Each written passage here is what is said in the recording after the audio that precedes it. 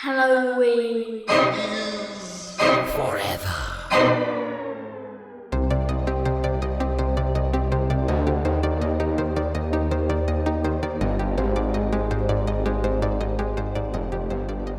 Did you hear the one about, what the reindeers asked for Christmas? No, Brian. What did they ask for Christmas? You know what the hot toy is on the reindeer shopping list this year? Is it Turbo Man? Is that Turtle Man? No, it's actually a pony sleigh station. Oh, Jesus Christ. Welcome, boys and ghouls, to a very merry mini-sode of Halloween is Forever. I'm Brian. I'm Meg. I'm Steve. I'm the Hasbro Repaint Steve. Hey, there's another Steve on this sumpitchin' show. Who that boy is over there? Who that other Steve? We got a guest again for the second week in a row, which is as far as I'm concerned, alarming. First time we've ever had two guests in consecutive weeks, and he's another Steve, for God's sakes. We've got Steve Rudzinski, director, actor, raconteur, filmmaker extraordinaire, and we are going to be talking about his newest flick, which is available on our sacred text, our oracle, if you will, Tubi. In the Holy Tome. The Holy Tome of Tubi, and we're going to be talking about his brand new flick that just dropped out there, horror comedy flick that I had a lot of fun with, Amityville Christmas Vacation. First of all, how the fuck do you not watch a movie with that title? That's kind of my intention. Listen, the man, like I said, the man's a raconteur. He knows how to sell a movie. You give him a title like that, I'll watch it. I don't give a shit. It could be just a YouTube master list of just a bunch of old fucking, McDonald's commercials. But if you title it that, I'm going to fucking watch it. All right. So before we do that, before we get in this old flicky here, we got a couple of things we got to do at the top of the show. First of all, if you're new to the show, or if you're not new to the show and you're just dumb, you're just straight up not bright, and you haven't followed us on the social medias yet, you should probably go over and do that. You search Halloween is Forever, at Halloween is Forever on any of those social media outlets, things like the Instagrams and the Twitters and whatnot. Go check us out, because we're posting spooky ooky shit all year long.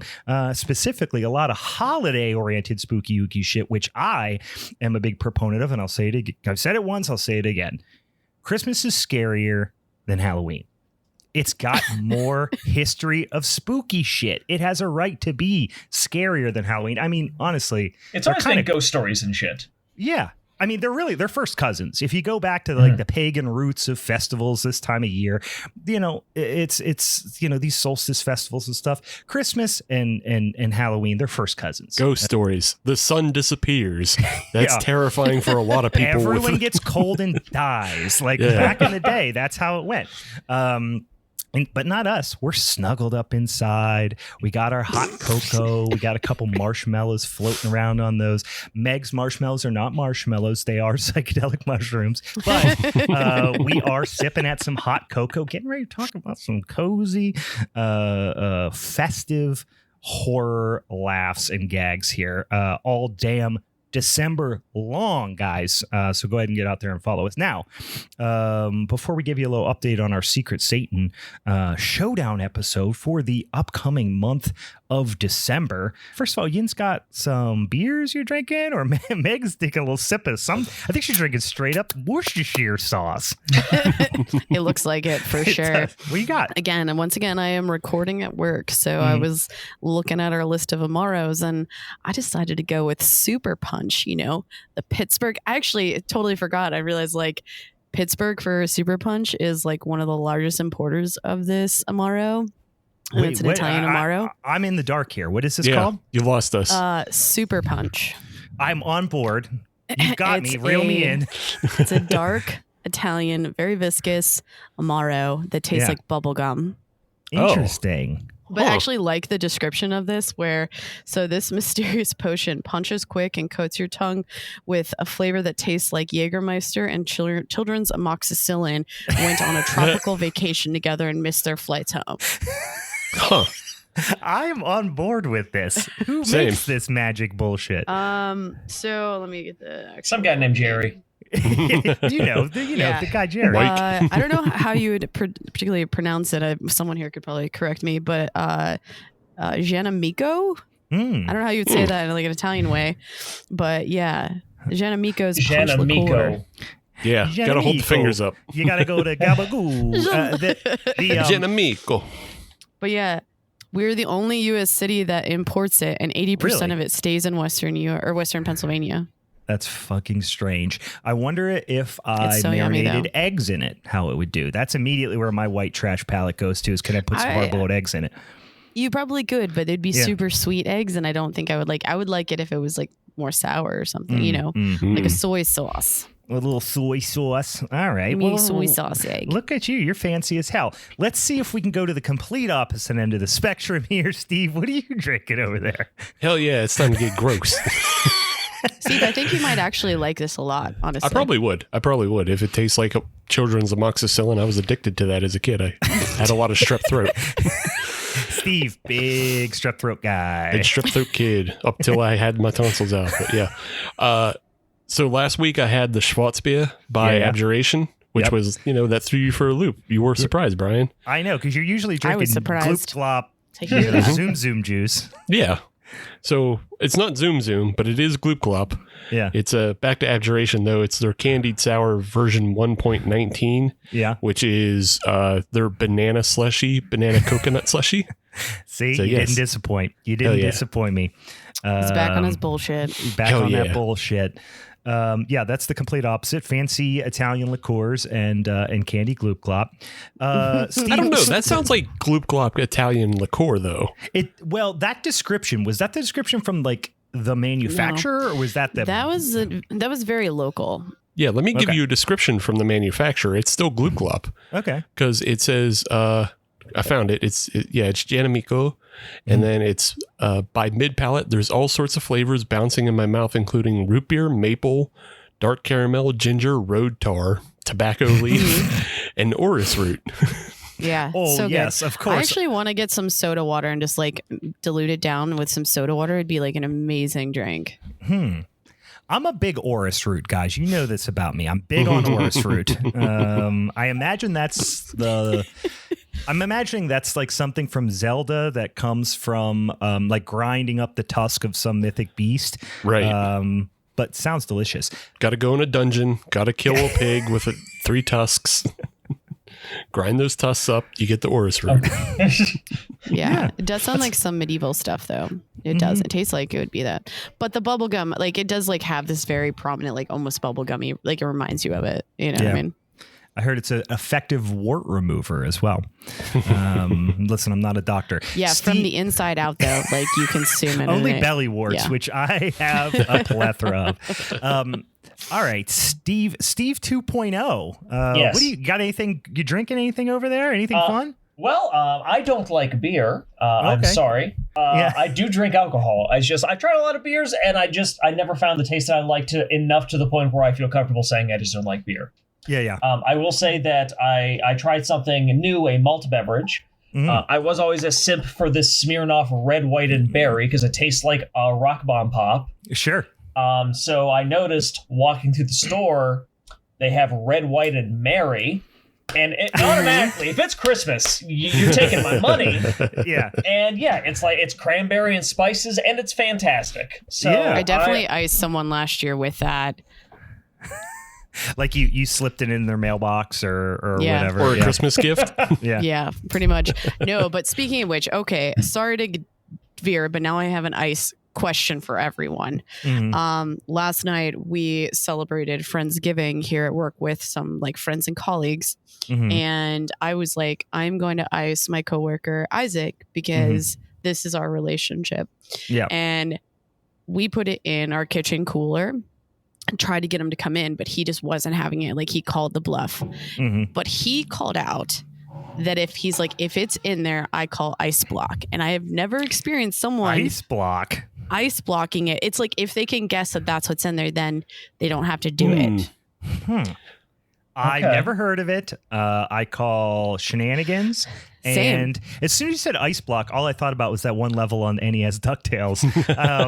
And that's the only thing that's the only ice block in my heart. So I have no idea what the hell that means. I would be willing to uphold that rule if there was a double punishment if he was wrong. Yeah. There has to be a risk. It's got to be a double or nothing type situation. Mm-hmm.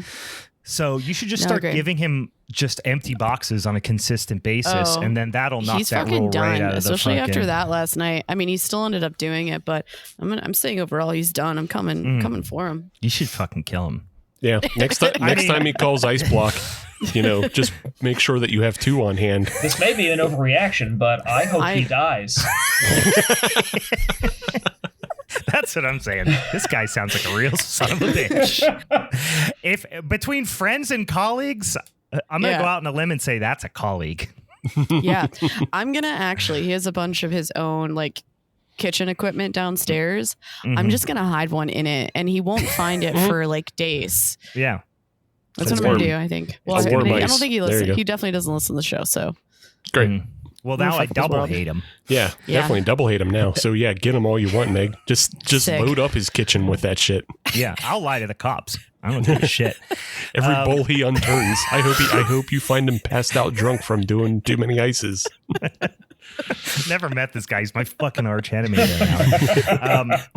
All right. So, I do have a beer as well. I'm actually drinking a little festive Christmas beer. I'm actually drinking, no surprise here, hashtag EMP, guys. I'm drinking Sly Fox Christmas Ale. Got a little gin, deep amber, toasty toffee bread crust type of thing. But then it's got ginger, it's got the cinnamon, it's got the allspice, the nutmeg, the cloves, all the festive holiday mulling spices. That's just going to get you in the spirit, guys. So as you might recall, last week we talked about our Secret Satan episode for December.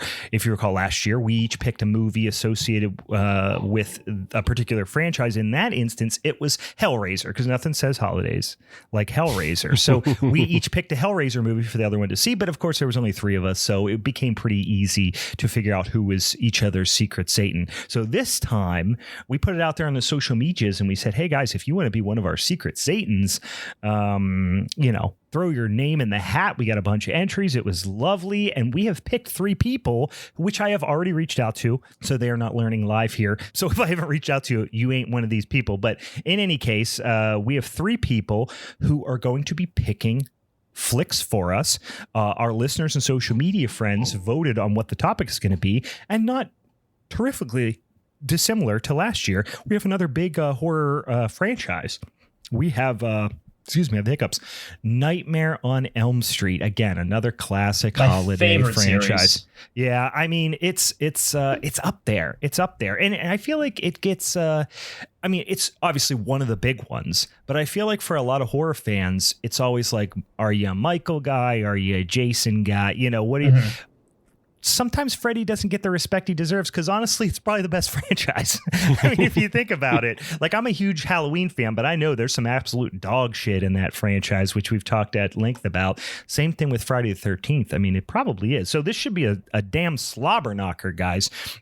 For those of you who are new to the show, on that old showdown episode we do on the first Monday of every month, we each have a movie that typically we pick associated with that topic, and then we argue about it. And somebody gets DDT'd, somebody gets the diamond cutter, somebody gets put in the crippler crossface, and then eventually everyone taps out except for one. You take home that sumbitch and strap that shoulder candy for He's coming out on top. Yeah, he always is, and he always does.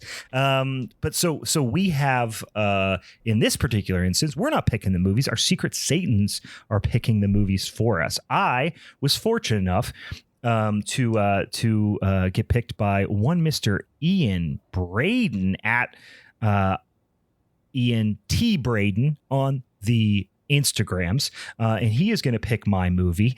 Wow, we got 2 Ians, guys. I'm not trying to make a big deal, but it's the season for Ians over here. We got Ian Dobo, who is going to be picking Steve's movie. We are the number one podcast of horror movies among Ians. Yeah, we dramatically over-index with Ians, and I've said that. We've had these conversations in a business setting before. We over-index with Ians. We look at our analytics. All right, fuck you. So at iDobo10, he is gonna pick Steve's movie, and then guys, a little Christmas gift coming right down the chimney for all of us. One Mr. Bigfoot Benjamin himself, Ben, who has been on the podcast before as a guest, is going to be picking Meg's movie. So I feel like this is already a Christmas miracle, in the works. Like, I don't even need a present this year. The question just the fact becomes, that I have Ben as my picker. Yeah. These are all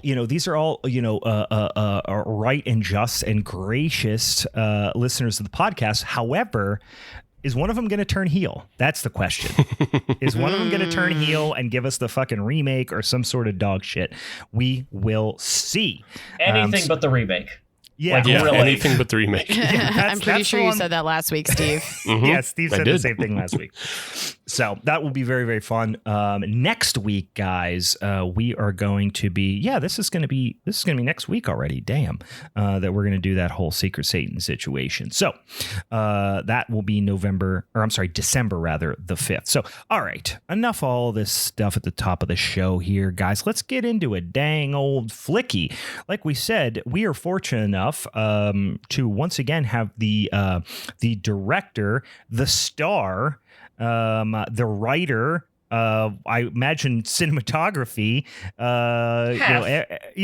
everyone in, soup to nuts on production. This was a much smaller project compared to the CarousHELLs, compared to the upcoming Shingles. I made this because Scott is editing Shingles the movie, and I wanted to have something new to sell at conventions in case he's not done yet. Yeah, there you go. That's what I was actually trying. Which listen, I don't mean this in any negative way. It was an absolutely fun movie, and I laughed out loud on a number of occasions. Mm-hmm. But like I said, Amityville Christmas Vacation. Before I get ahead of myself, available on the Tubies. Anywhere else, folks should go to check it out before I forget, because I do tend to forget to call this out if I I mean, if you folks prefer physical media, that's also always the best way to support creators. Head over to silverspotlightfilms.com. I don't know when this episode goes up. This will go up on Monday, which is will be the 28th. You have 3 hours left to get the Black Friday sale deal. So there's a bunch of stuff on sale at silverspotlightfilms.com. If you don't buy physical, but you want to support me a little bit more directly rather than just watching it on Tubi and getting me 5 cents, head over to stevebuster.com. It's my Patreon. It's $3 a month for all of my movies, or $5 a month for all of my bonus features, all of my old stuff I don't sell anymore, a whole bunch of exclusives, upcoming sneak peeks, just everything else. It's 30 hours, 40 hours worth of content, and it's permanent links. You can keep them forever. Just please don't share them. That's all I ask. Come on, be a decent human being, you rat fucks. Don't be going out there and taping stuff and handing around. Listen, all I'm suggesting is, and I will personally pay any amount of money for this. If I can get a Cowboy Cool t-shirt, I have asked for this before in the past. From the very beginning. I'm trying to get a Cowboy Cool t-shirt going. We used to have some merchandise for CarousHELL, but nobody bought any, and I wasted a lot of money. So once we sold the few bits that we had, I was that's that. We got the card game for CarousHELL, because that's done well enough to keep printing them, but that's it. And I feel bad. Yeah. But just to be clear, I know we're here to talk about Amityville, but if you folks do have any questions about the CarousHELL saga, I am here, and I am an insane person that has an answer for everything in the universe. Well, we did it. For those of you who have been listening, we talked about the CarousHELL franchise, which is how we heard about. Well, Steve, I think, got saw something on Twitter or whatever about once in a while I Amityville search Christmas CarousHELL, Vacation, and then I'll just to see who's talking about it, or someone new that discovered it, and that's how I found your podcast. Oh, nice. Yeah, I randomly found it on Tubi playing Tubi Roulette, which is one of my favorite games, which is just scroll until you land on something and you got to watch it. And I was fortunate enough to fall on CarousHELL. And a lot of times you end up with a movie I watched recently called Clowns in the Woods. You end up with stuff like that. And no, actually, that was kind of fun, too. But I had an absolute blast. And like I said, I'm considering a Cowboy Cool tattoo on my body at some point. But in any case, I thought you were going to say specifically your butt, but like just you said body. Never mind. On my body, yeah, I could go butt cheek. There's plenty of real estate, but that's cool. All right. Yeah. That's cool.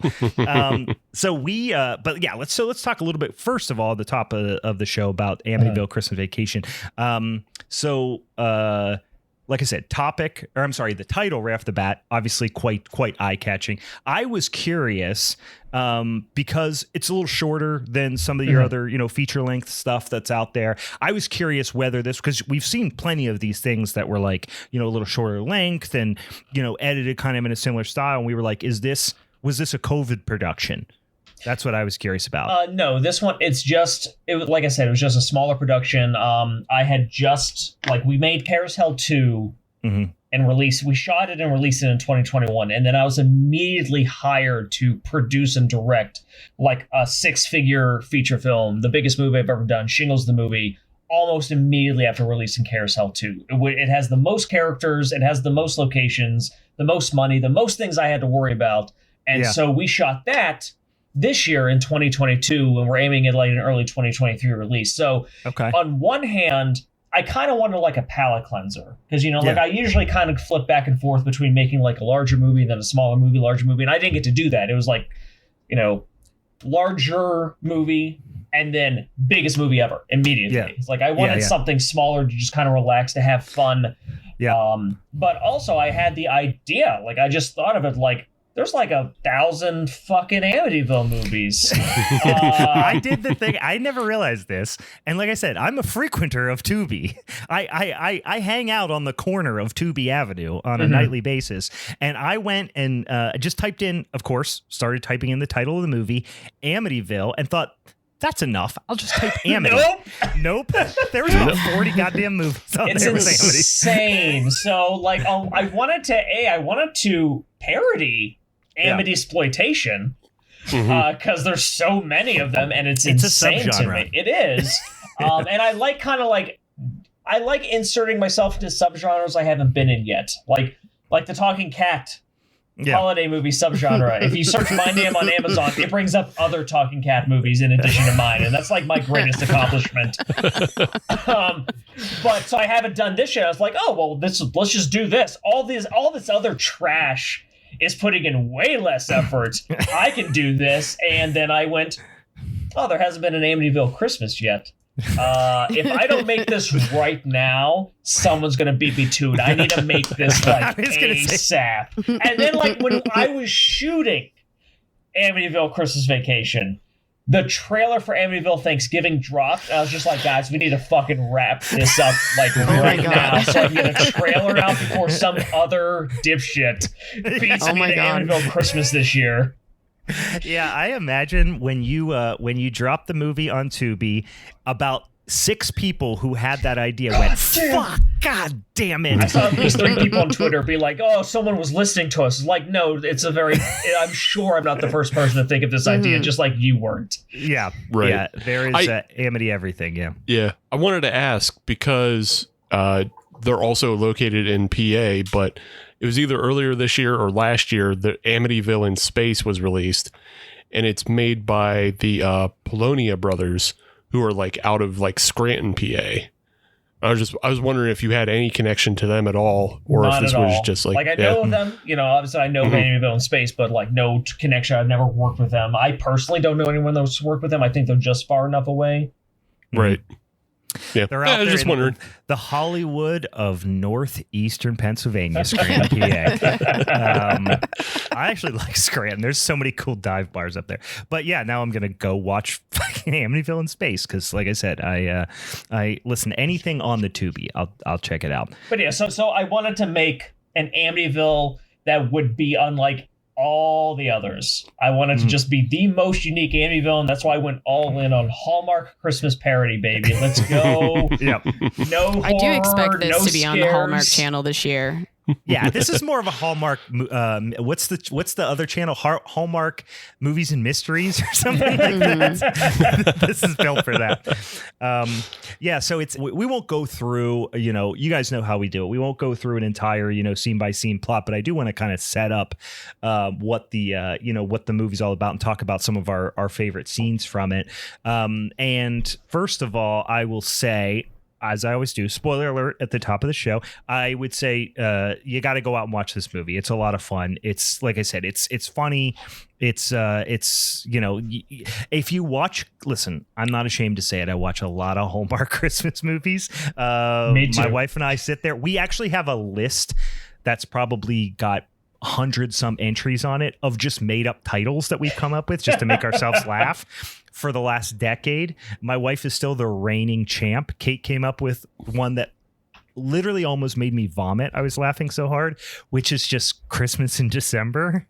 I will forever give it credit. It was one of the hardest I've ever laughed, but we have so many of them. We literally, like, we'll just text each other stuff. Like, I texted her the other day, Small Town Christmas 2, a Big City Christmas. Just like all this bullshit stuff. So this is one of our favorite things, and this definitely has vibes of that. So absolutely check it out. But spoiler alert, because we are going to talk about some plot points in there. But in any case, so Steve, you play Wally Griswold. Yes. A not so subtle reference to some very. We actually were just on our last episode talking briefly about Nothing But Trouble. So we had a little Chevy Chase reference in there, and obviously another I hope reference that you noticed there. I was wearing Clark Griswold's pajamas in this film. I did see that. Okay. I did see that. And I listen, coming from a man who owns a Griswold Blackhawks jersey, listen, I'm picking up on the Christmas Vacation references. So you get introduced to Wally. First of all, you get introduced to somebody. Someone's setting him up for something. Yes. Right. At the top. You don't know exactly how or why, but Wally's getting set up. And Wally is how would you characterize Wally? Well, I'll say this now that you have already said that you liked the movie, which is good to hear. Yeah. This is the 4th or 5th Wally movie.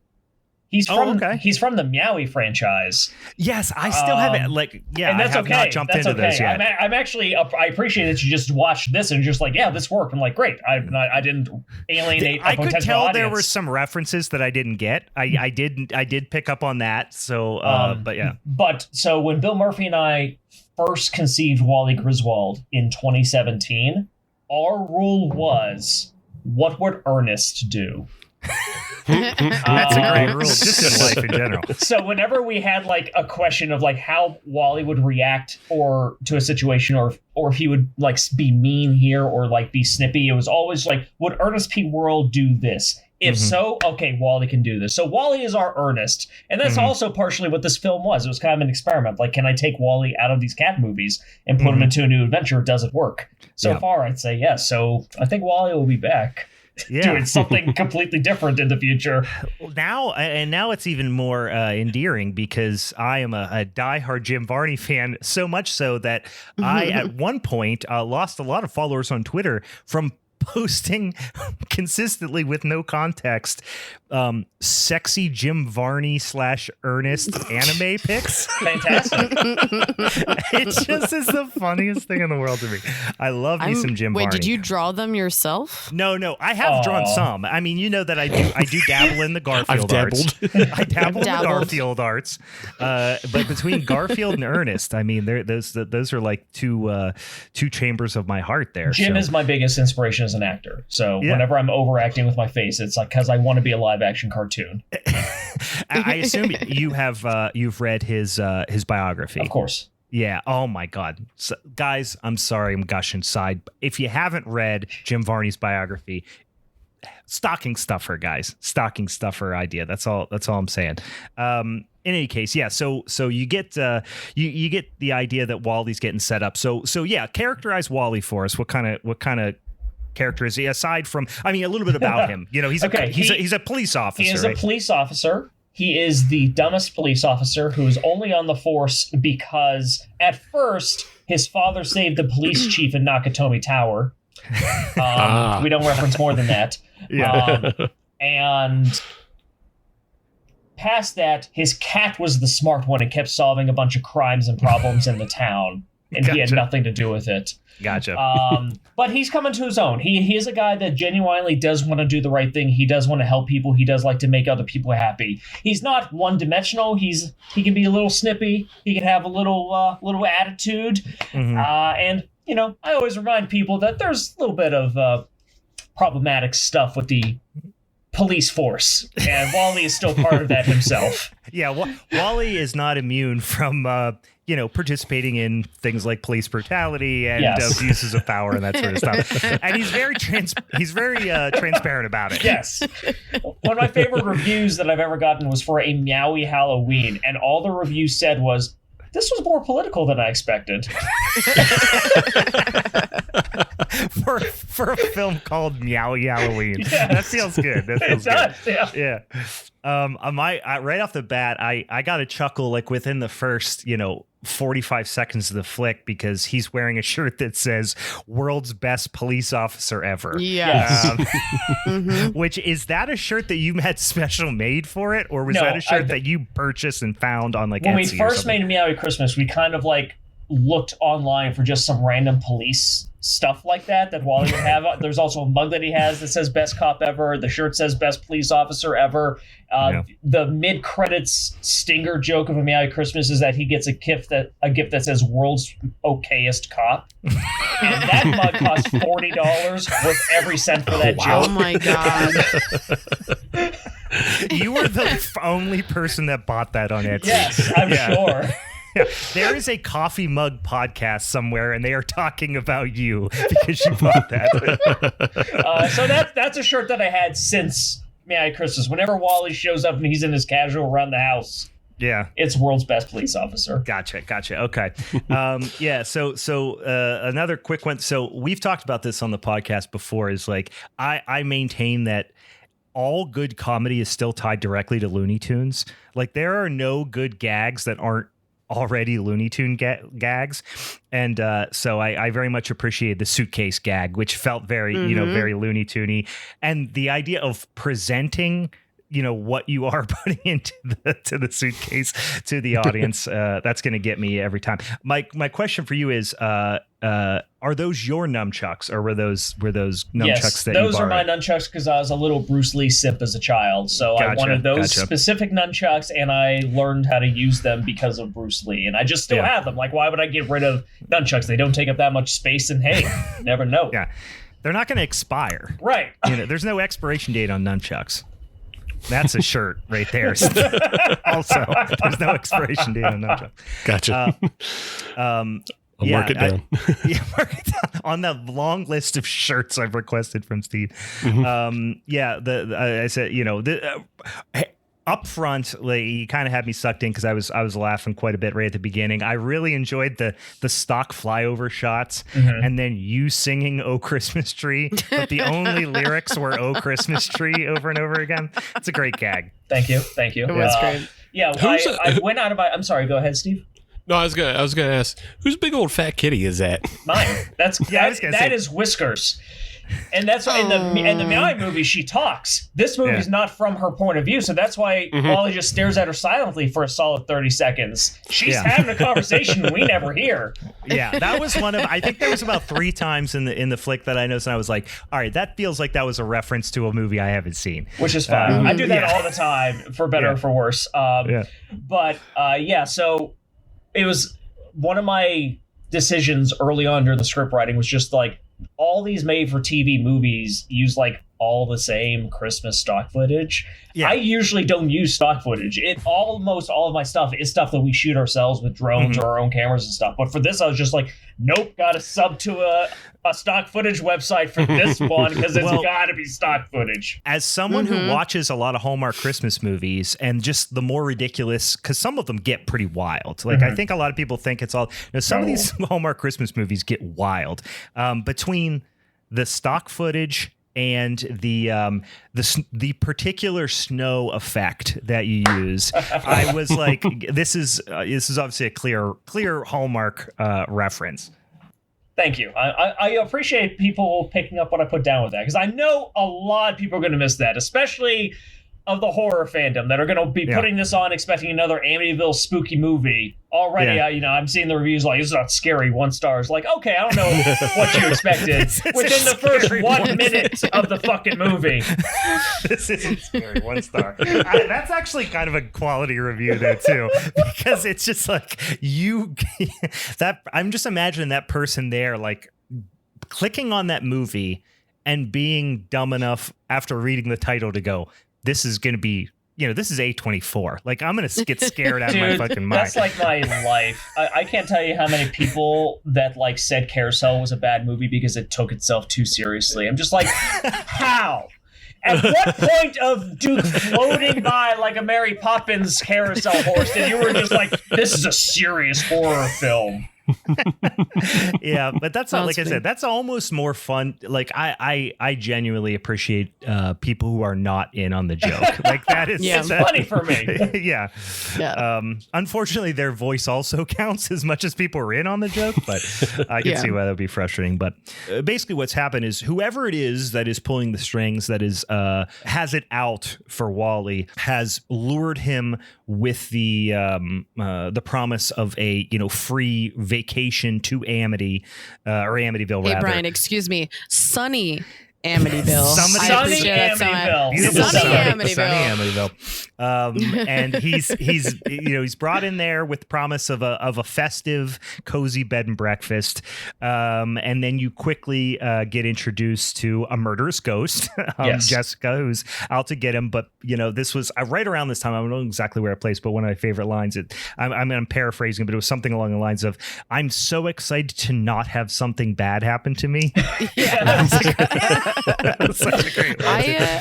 I just I appreciate it, and I had so much fun just watching Wally get introduced to the ghost, and just his reactions were just it was so fun. And I think like you're talking about Ernest being inspiration, I'm like, that's exactly it. It's just walking in the shower, it's like, oh whoops, I'm so sorry, like the oblivion or like being so oblivious just like really warmed my heart, and it was cracking me up the whole time. So much so, I mean, obviously it's taken to a ridiculous degree, but when he said, she goes, "I'm literally a ghost," and he goes, "I hear that, sister." Like that meant something different than exactly what she said. And it always came around full circle towards the end when she's like, "No, I literally told you about 10 times that I was a ghost." Yeah. It was so good. Oops. Oh, I got it. Your spirit is a ghost. Yeah, there was another good callback laugh later. Yeah, so flash forward a little bit, because like I said, we won't go through everything and ruin every single scene, but they start to fall in love. There's some romance budding as you pick up on. Jessica is some sort of I would say a demon poltergeist ghost type of thing. Not just I'm gonna rattle chains like Beetlejuice style, but like literally she has murdered roughly 100 people over the course of a decade. Guys, I've never seen a horror rom-com before, and I think this really opened my eyes to the potential of what horror could be. What did we watch, Steve? Was it a I feel like there was a anthology movie that had a short sequence about someone falling in love with a ghost. Was it Tales from the Dark Side? Oh, but you said ghost, not ghost. Never mind. Yeah, no, it was a ghost. Boy, I'm trying to remember what that was.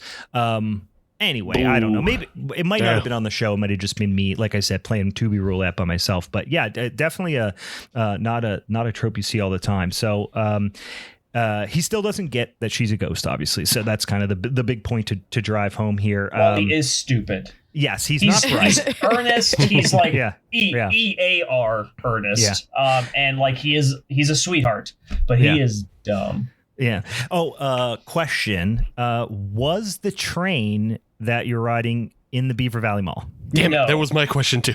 Oh, was it? Okay. No. That was at the Robinson Mall. Okay. Yeah. You know what? It didn't have enough gum stuck to it to be the Valley Mall.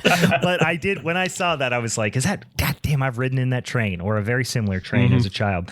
But so they're going out on a date and you get this whole scene of, I should specify, only Wally can see Jessica.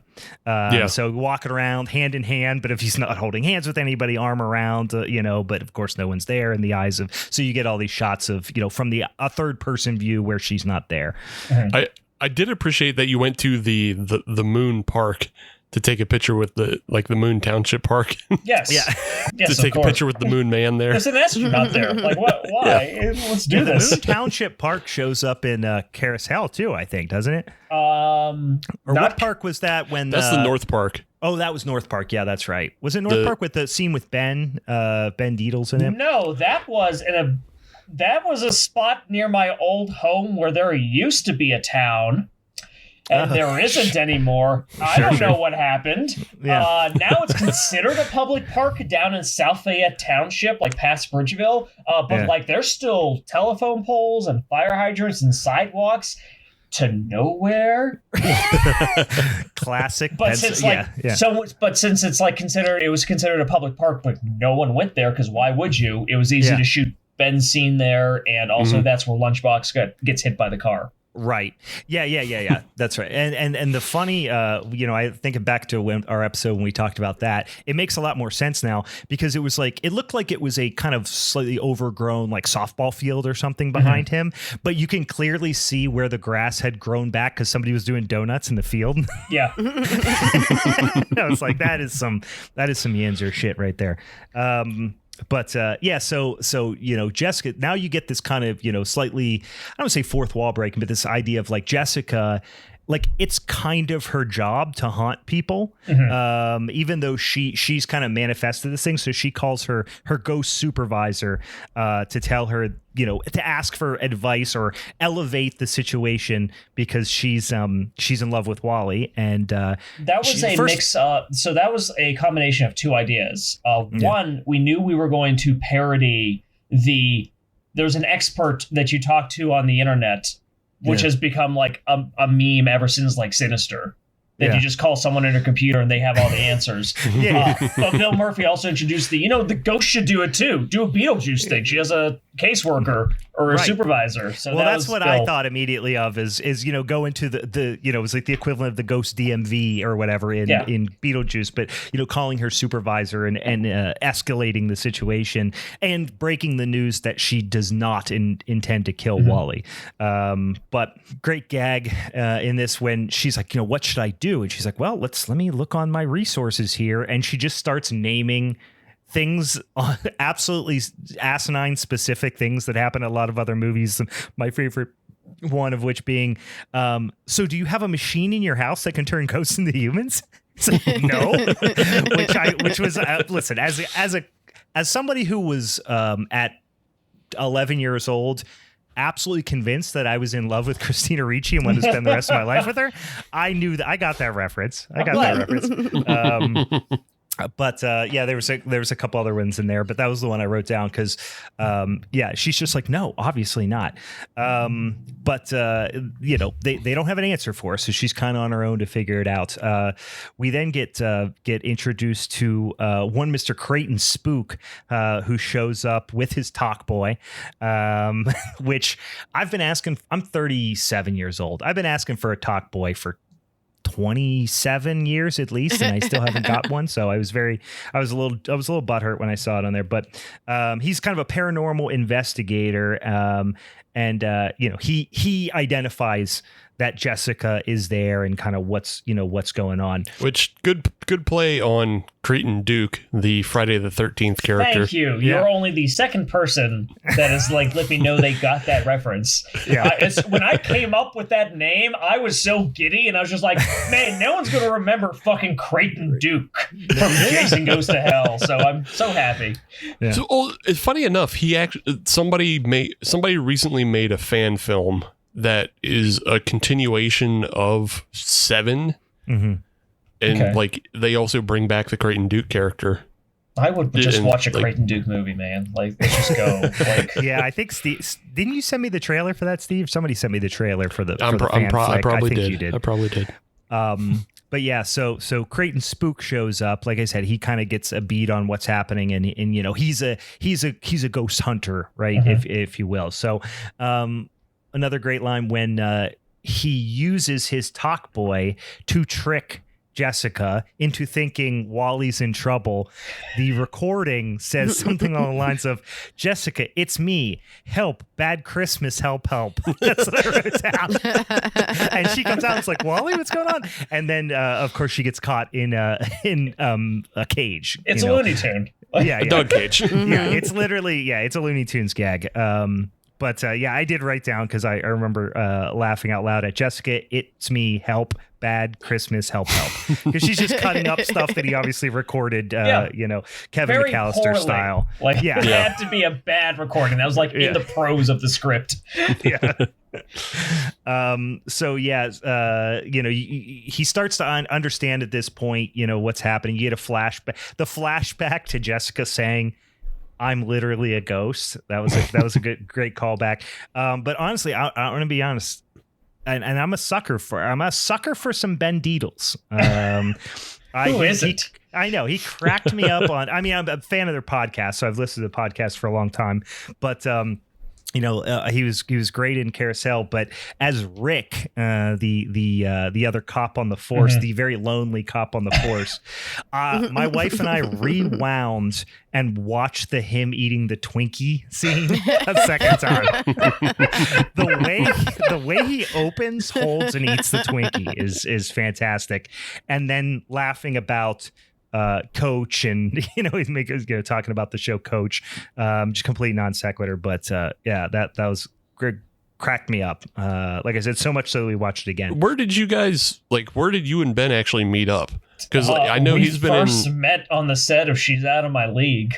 Okay. We were both working on that film, and we just kind of started talking. He seemed like a cool guy, and then we started talking about horror, and then I just mentioned, my favorite horror movie is probably Nightmare on Elm Street 4, and Ben went, that's my favorite. And then we became friends. That's a very strange coincidence, because last week we had Louis from the Haunted Hangover podcast on, and I guess on his podcast last year, and he specifically called out 4 as his favorite point in the franchise too, because I was saying, listen, I'm basic bitch. I love me some Dream Warriors, and he was like, I'm more of a Dream Masters fan, because I referenced, or we did an episode last week about food and horror and stuff, and I talked about the meatball scene, and coincidentally that was his favorite as well. So maybe I'm in the minority, but maybe you're wrong. Maybe that's what I'm saying. Maybe I need to give 4 another chance. So kind of getting caught up here to where we're at. The spirit doctor who played the and I didn't write his name down, but the gentleman with the wig playing the guy you just call on the internet that gives you all the answers. I will answer your question first, but then I'll lead with what the character is. So that is Garrett Hunter of Mega 64 fame. He's a great guy. I have known him for years and years and years. He's hilarious. He's always cracked me up. I just reached out to him, and he's out in California, like, hey, there's a small bit part. I always like to get someone long distance to do it. Are you interested? And he did it. And I did not tell him to wear a wig. I didn't expect him to have that background. He delivered gold, and I asked for bronze. But that is Vincent Phillip II, because in A Meowie Halloween, Vincent Phillip, who is a reference to Vincent D'Onofrio's character in Sinister, was played by David Fielding, Zordon. Oh, okay. But David wasn't available for this one, just timing wise. He didn't have the time to do it. He was very professional and apologetic about it. I'm like, no, that's fine. So now there might be a different Vincent Phillip in every film that I need a Vincent Phillip to show up in. That's a fun cameo. That's a fun way to have a fun cameo. He's the new Loomis, Yes. It's a different doctor every time. But yeah, Garrett Hunter, holy crap! Like, he cracked me up once I watched his footage. Yeah, that was great. So he basically tells Wally that, long story short, the way to free Jessica is Christmas. Basically, that's the long story short. That's what he reveals to him. You need a hyper positive, outside source. Yeah, and every good Christmas movie, it should ultimately, the thing that solves the character's main problem should be Christmas spirit. Christmas, or the giving part of Christmas, like the magic of Christmas. That's what you need to really be a Christmas movie. Yeah. It can't just be happening at Christmas time. It's got to be Christmas spirit or the spirit of Christmas or something along those lines. So, so at this point, Wally assumes actually, Rick calls him back. He's hunted down where Creighton Spook lives and says that's probably where Jessica is. So Wally breaks into Creighton's house. I wrote down, was there something, speaking of universe building, is there something special about that cage? Is that a special ghost cage, or does this type of ghost just happen to be able to be trapped in a cage? Special ghost cage. Like, that's basically what Bill Murphy and I said. Like, what does he put her in? Like, fuck it, he has an ecto cage that can hold ghosts. A special ghost cage. I like that's a better answer. It's a special ghost cage. Come on, that's great. I wish I would have said that on the outside, though, to be so literal. That would have been so perfect. A little sign that said special ghost cage. Ghosts only. Ghosts Not for only. dogs. Or there was a scene of Creighton searching on Amazon, and it's like he's specifically typing in special ghost cage. So then the ghost of Christmas future, obviously the scariest ghost of Dickensian fiction, shows up and basically tells Wally the future, which is Creighton has the key. Just tase him, basically. Yeah. You're going to tase him. It's like, I would never. And it's like, no, you do. What? I love that prop though. Where does that prop come from? That's the 12-foot skeleton. Just the 12-foot skeleton? Is it?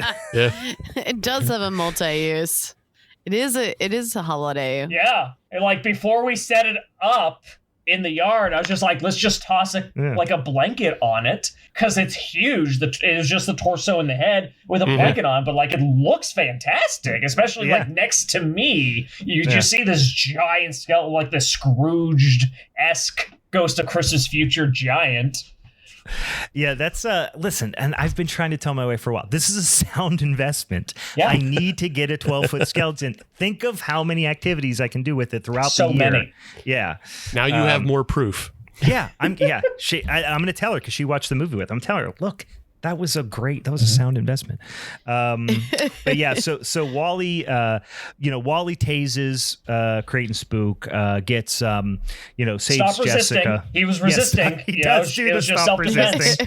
So that's where it's like there are little things where it's like Wally is as goofy and dumb as he is. He also is in tune with how to get away with police brutality. Yes. Yeah. So yeah, he does tase him rather. Then you come to learn, which I don't think I mentioned, or I don't know if you remember, if you hear it up to this point, but the woman who, yes, because she introduces him when Wally gets to the house, the kind of host, the person who is, and she's the one that calls Creighton, so we establish, right. Yeah, I kind of skipped over that, but her name is Samantha. She was the one who was setting up Wally at the beginning, who was kind of, bumbling through the ruse of getting Wally to the house. But of course, Wally's, just dumb enough to believe it. But you get back there, and now you come to learn kind of the reveal is that Jessica has been in control of Samantha and getting her to kind of feed her victims, but now she's kind of pissed because she's been through all this, but she explains that now she kind of likes it. She's into killing people. So she wants Jessica to continue, their arrangement. And she has a machete at this point. That's as one would.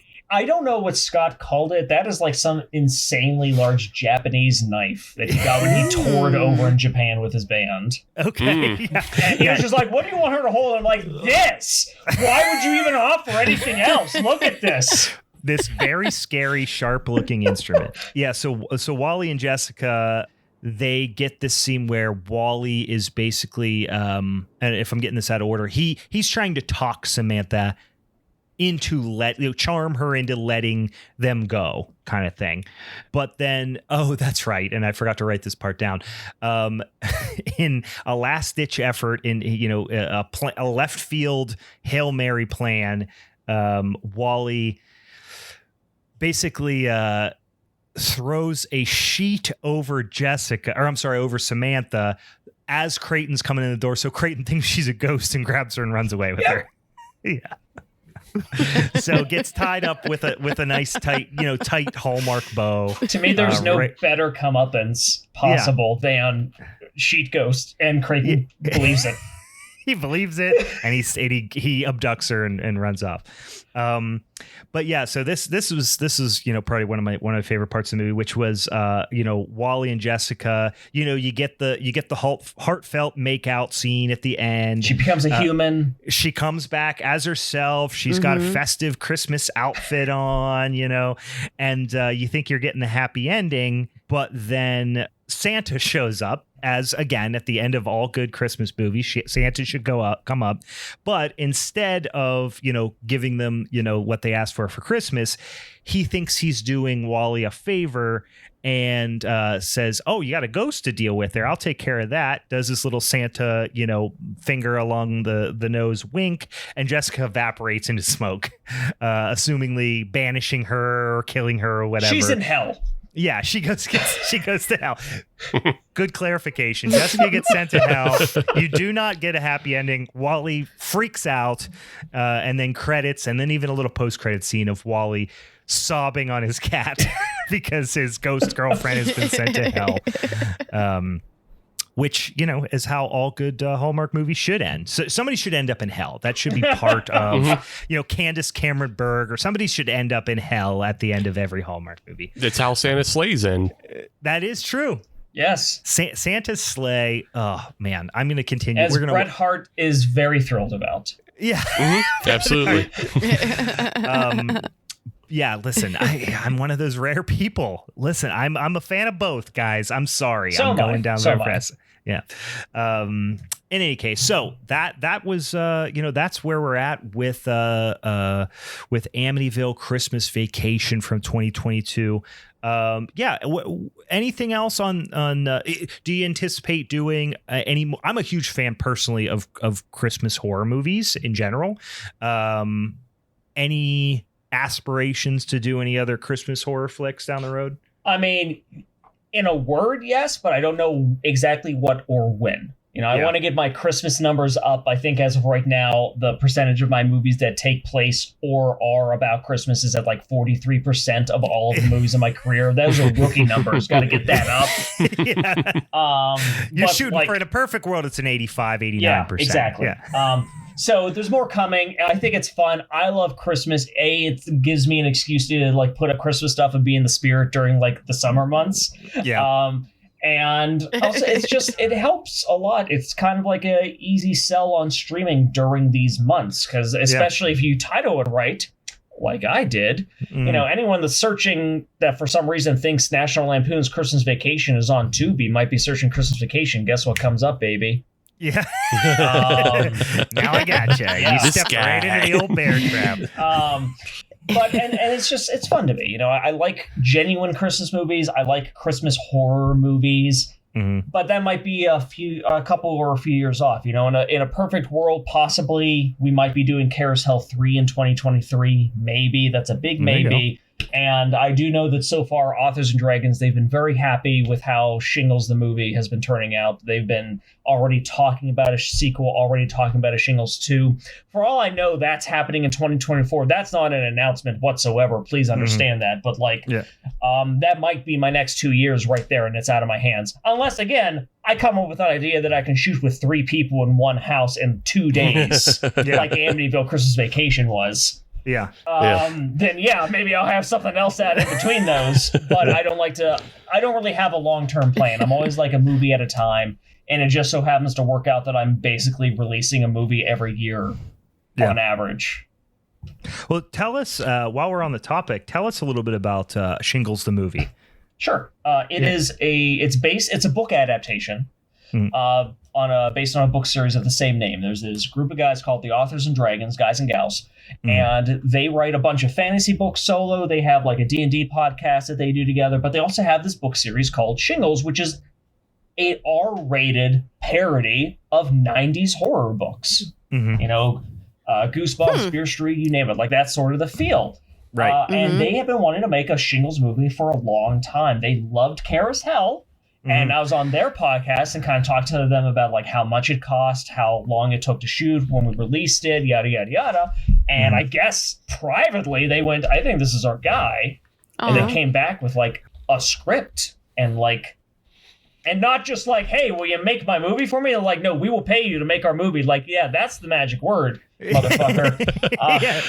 Can I ask you a question then? Or does it come across like an anthology of sorts where there's like multiple this is stories an anthology going movie. on? That is, they took 5 of their books and put it into a screenplay. Nice. So we got, we have That's cool. like 4 main.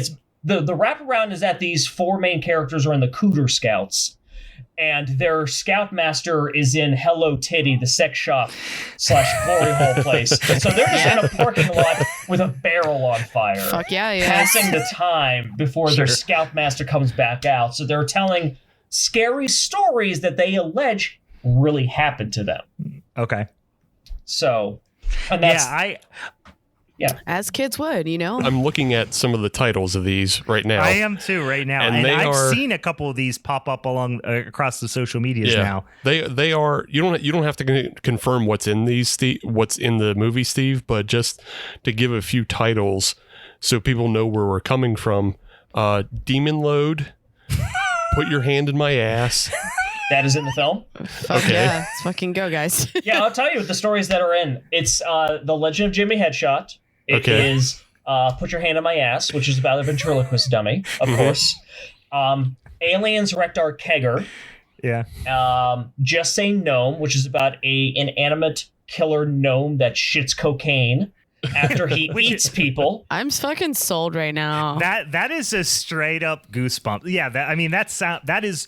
Yeah, wasn't there a Goosebumps book about yard gnomes? Yes. Oh, sure. Yeah. And, I don't remember. Yeah. And Zombies Ate My Homework. So those are the stories that are in the movie. Nice. All fun adaptations. I'm curious what the fans are going to think. They love the sneak peek so far, but it's like first the scriptwriter, like the authors, adapted their books into shorter stories for the script, and then I adapted it to the screen.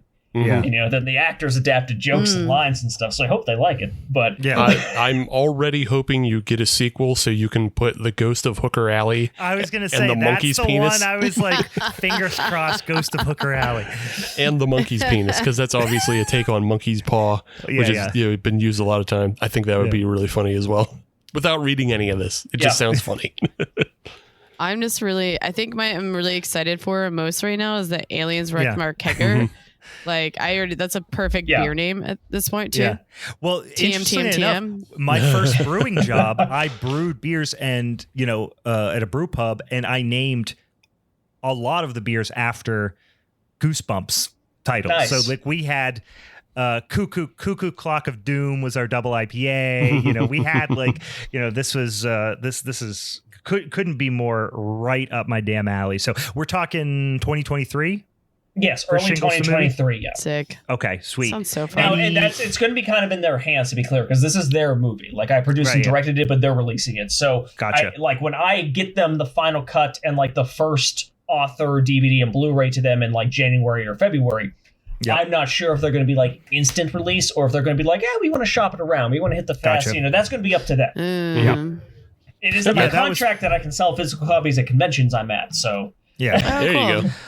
That's really fun. Well, that was Steel City Con. Get your copies of Shingles.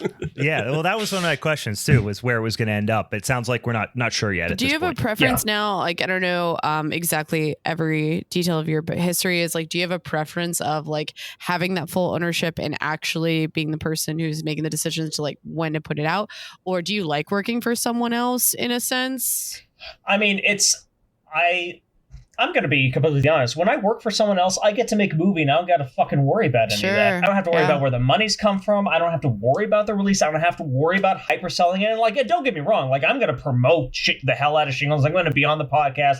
I'm going to be like posting about it on Facebook, but it's not like my mortgage depends on it. I got paid. Yeah. Right. And I think they're going to get paid too. Like, especially because this is selling the books too. Like, they already made some money at their last convention selling like Shingles, the movie, the book. Yeah. And like, so they have a bunch of stuff. I think they're going to do well, but it's less stress in that sense. Mm-hmm. Mm-hmm. But I mean, obviously, in the same sense, like, it's kind of nice when it's something that is completely mine and I'm fully in control. Sure. You know, I can tell, CarousHELL 2 is very much a Steve Rudzinski movie and an Aline Isley movie. Like, ain't no one was calling any shots on that weird fucking thing.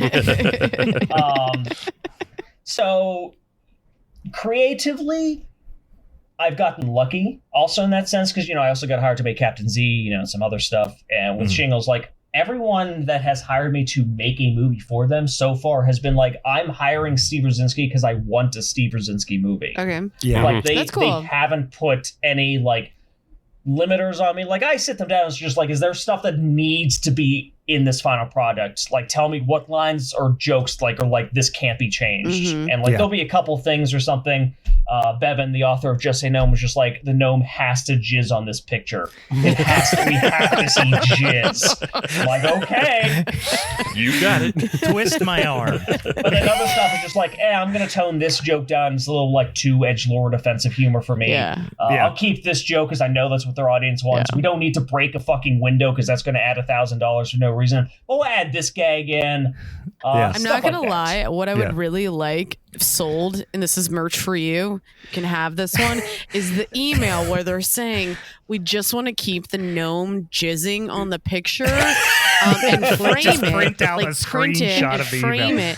it. You know what? Yeah, or even if it's a text, like, that's what I would Yeah, buy. email or text. I want it on my has wall. to jizz. I want it on my wall. I'll let them know. I only have the rights to the Shingles game merchandise. So Got it. Oh, that's awesome. Yeah, we will absolutely have to have you back on when that comes out. When we know when it's going to happen and where it's going to be, we'll have to have you back on because I'm super excited to see. I don't want to say anything ahead of time and like cut anything out from under their feet. It's their baby. I'm just making it for them. I'm the surrogate. Yeah. Oh. You're carrying. Carrying. Yeah, no, that's perfect. And when we learn more, we'll be eager to find that out.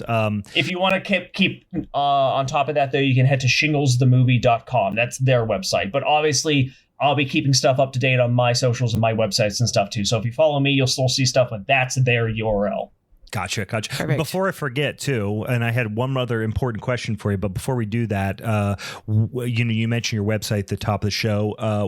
Is there a social or anything people can check out, especially if they're interested in this project and when it's coming down the road, they want to keep on top of it? You can feel free to look me up on Facebook. It is my personal page, but I accept fans and stuff. If you say dumb shit, I'm going to cut you out. But everything I post is still public, so you can follow me without being friends. I am on Instagram at Dark Mullet. I will say that is way more of a slice of life, Steve, as opposed to just purely marketing, Steve. So you're going to see me wearing spandex, all my Christmas stuff, a bunch of pictures of my cat. Keep going. Me being a thirsty whore, and just like, because I know I got a part of my fan base that wants to see me without the shirt on. So I gotta give that so they stay interested. I'm living that life too. You sold me. I'm here for it. Thank you. And I am on Hive Social. I just joined since Twitter's becoming nuked over time. Yeah. And that is just at Steve Rudzinski. Okay, Sick. Sweet. Nice. Yeah, check it out. And like I said, go on the damn Tubies and check these movies out. And if you are a physical media collector like myself, go over to Steve's website. And like I said, especially go back and listen to our Carousel episode. Actually, correct that. Go watch the movie and then listen to our Carousel episode because it's a fucking blast. I actually have a very serious question as well. Were those your rats too? Yes. Cool. Yes, I'm like I now love just rats. a little bit sad that you didn't have one like on your shoulder like while we were recording. But still, regardless, that's super awesome. That's it. We have 4. They are named after the Ghostbusters. Oh, I thought they were all Marley. Oh, I saw that in the credit. In the credits, because it was Egon and Ray. Oh, gotcha. And Ray. Played Marley and Marley, and then so those 2 were They were a rescue. Like they just. My wife was on like this local rat group, and someone just so happened to post like, "Hey, can anyone take these 2 rats? My daughter doesn't take care of them, and I'm tired of cleaning their cage." Immediately within a minute, she's just like, "Yeah, we're there." So we picked them up, and they're super good boys. And then we were like, "Well, now we need to complete the team." Yeah. So a month later, a local breeder also was just like, "Hey, finally we got some pups to adopt. We got 2 boys," and just like, "Yes, we need those 2 boys, please." So that's where Winston and Peter come from. Yeah, we I like how we just completely glossed over my wife was on a local rat group. Like we just glossed over it. Like it's this just actually a feels very like pretty normal thing. stuff. You know what I mean? Like, well, I have been called the Rat King in the past. That for is other my reasons. my pseudonym. Yeah, but it's not because I have pet rats. Got a old it's rat not because you're there. on Western PA rat. Because I am a full-on human rat. All right, so before we wrap it up here, gotta ask you, what are and it doesn't have to be one specific answer, but if you had to say to somebody who maybe thought like, "Hey guys, horror and Christmas, that doesn't go together," you know, and aside from your flick, what's another one that you would say, "You're full of shit. Go out there and watch this, and you're going to have a blast with it"? I mean, unfortunately you're asking a guy who's like 50% of his career is in inanimate killer objects. Yeah. So I got to go with Jack Frost. Oh, that's a great one. Not the Michael Keaton one. Yeah. No, we know which one. Yeah, we know the Mr. Charles Band. He's yes. We talked about how we haven't. You talk about that. it every other episode, Brian, but we have not done an episode on it. Okay, we got to change that, guys. We got to talk about that movie.